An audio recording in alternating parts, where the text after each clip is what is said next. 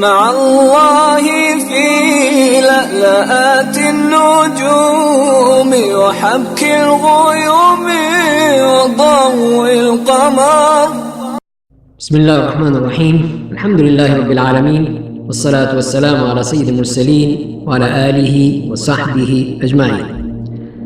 آج کا خط ہے جو بٹگرام سے شمروز خان صاحب نے لکھا ہے. وہ یہ کہتے ہیں کہ بعض لوگ اپنی مصنوعات کو فروخت کرنے کے لیے اس قسم کے اشتہارات دیتے ہیں کہ فلاں چیز کی قیمت ویسے تو 50 روپے ہے، لیکن عید کی وجہ سے یا کسی تہوار کی وجہ سے ہم نے اس کو سستا کر دیا ہے، اب وہ 50 کی بجائے 30 روپے کی ہے، حالانکہ اس کی اصل قیمت ہی 30 روپے ہوتی ہے. تو کیا ایسا کرنا حلال ہے یا حرام ہے؟ تو اس کے جواب میں عرض یہ ہے کہ خریدار اور گاہک کو دھوکہ دیتے ہوئے یہ کہنا کہ اس چیز کی قیمت تو 50 روپے ہے،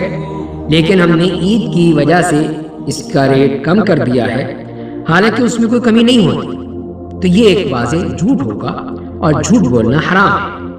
جبکہ خرید و فروخت میں، لین دین میں، کاروبار میں جھوٹ بولنا بہت ہی سنگین عمل ہے، بلکہ جھوٹ بولنے کی وجہ سے دکاندار کو جو فائدہ ہوتا ہے اس میں بھی کوئی خیر نہیں ہوتی، بلکہ اس کا دکاندار کا نقصان ہوتا ہے. بسا اوقات نقصان کا اسے احساس ہو جاتا ہے اور کبھی احساس بھی نہیں ہوتا کہ یہ نقصان میرے جھوٹ بولنے کی وجہ سے ہوا ہے. اگر خرید و فروخت کے دوران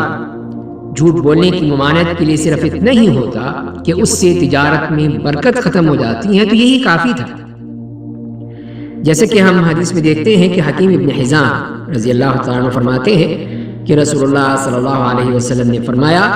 کہ بائع اور مشتری جب تک الگ نہیں ہو جاتے، یعنی انہیں بیع مکمل یا فسخ کرنے کا مکمل اختیار ہے، اگر بائع اور مشتری دونوں سچ بولیں، بائع چیز کے بارے میں، خریدار قیمت کے عیوب کے بارے میں واضح کر دیں،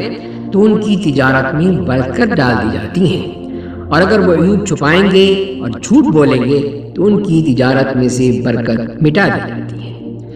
تو اس حدیث سے یہ بات بالکل واضح ہو گئی کہ اگر خریدنے والا اور بیچنے والا یعنی بائع اور مشتری دونوں اپنی اس گفتگو میں، اپنی لین دین میں، اپنے اس معاملے میں سچ بولتے ہیں اور ہر بات کو واضح کر دیتے ہیں کہ جو بیچنے والا ہے اس میں کوئی عیب ہے یا کوئی اور اس میں چیز موجود ہے تو اس کو واضح کر دیتا ہے، اور اسی طرح جو خریدار ہے وہ بھی اس قیمت کے بارے میں جو پیمنٹ کر رہا ہے اس کے بارے میں کوئی عیب ہے یا کوئی کمی ہے تو وہ بھی بتا دیتا ہے. تو اس صورت میں تو اللہ تعالیٰ کی طرف سے برکت ہوتی ہے. لیکن اگر وہ عیب کو چھپاتے ہیں، ہر شخص جو ہے دوسرے کو دھوکہ دینے کی فکر میں ہوتا ہے، جھوٹ بولتا ہے، تو یہ چیز جو ہے وہ پھر اس میں برکت کو ختم کرنے کا ذریعہ بن جاتا ہے، یا یوں کہہ لیجیے کہ برکت کے لیے زہر قاتل اور پھر نقصان کا باعث بن جاتا ہے. اور اگر خریدار خود اس چیز کو اپنے لیے پسند نہیں کرتا تو اپنے دیگر مسلمان بھائیوں کے لیے ایسی حرکت کو کیوں پسند کرتا ہے؟ یہ اس کے ناقص الایمان ہونے کی علامت ہے. اور رسول اللہ صلی اللہ علیہ وسلم نے فرمایا ہے کہ تم میں سے کوئی بھی کامل ایمان والا اس وقت تک نہیں ہو سکتا جب تک وہ اپنے بھائی کے لیے وہی کچھ پسند نہ کرے جو اپنے لیے کرتا ہے. اور اسی طرح رسول اللہ صلی اللہ علیہ وسلم کا ایک اور فرمان ہے کہ جس شخص کو یہ بات اچھی لگتی ہے کہ وہ جہنم سے بچا لیا جائے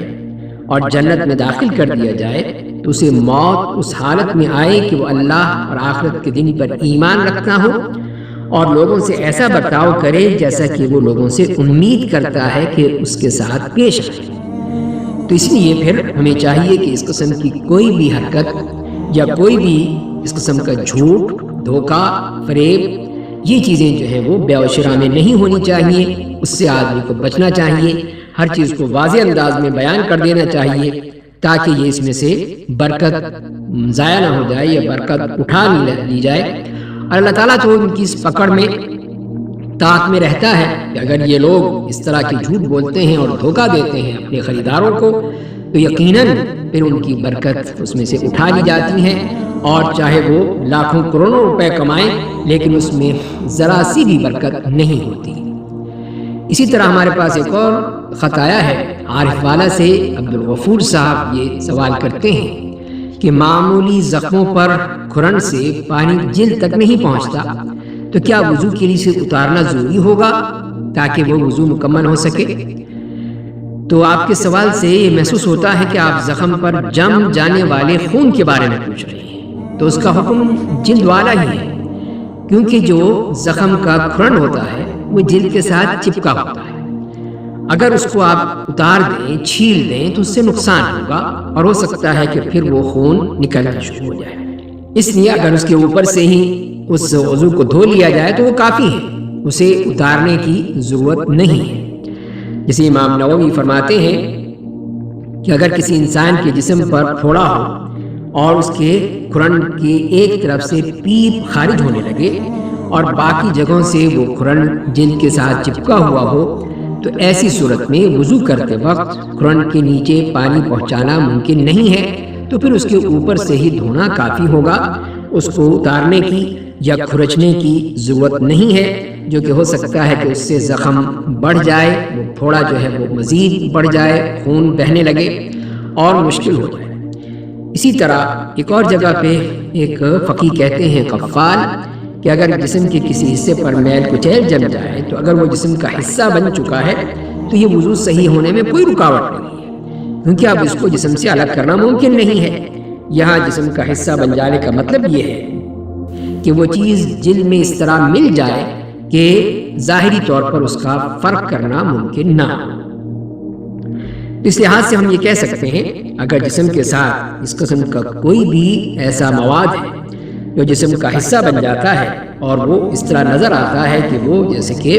جسم کا ہی کوئی حصہ ہے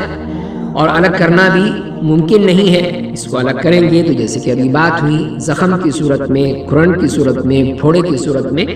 تو یہ چیزیں جو ہیں اگر ان کو علیحدہ کیا جائے گا، صاف کیا جائے گا، تو ہو سکتا ہے کہ وہ مزید تکلیف کا باعث بن جائے، مزید زخم بن جائے، تو لہذا پھر اس کو الگ نہیں کرنا چاہیے۔ اس کے اوپر ہی سے اگر ہم پانی بہا لیتے ہیں اور اس کو صاف کر لیتے ہیں تو ایسی صورت میں وہ وضو ہو جائے گا اور پھر وہ تکلیف یا وہ زحمت کی ضرورت نہیں ہے۔ اس سے انسان کو بچنا چاہیے، اس لیے کہ اسلام نے اس قسم کی ہر تکلیف سے ہمیں محفوظ رکھا ہے کہ ہمیں کوئی بھی ایسی تکلیف نہ ہو کہ جس کے ذریعے سے مزید بڑھتا چلا جائے۔ اللہ تعالی ہمیں سمجھنے اور عمل کرنے کی توفیق عطا فرمائے۔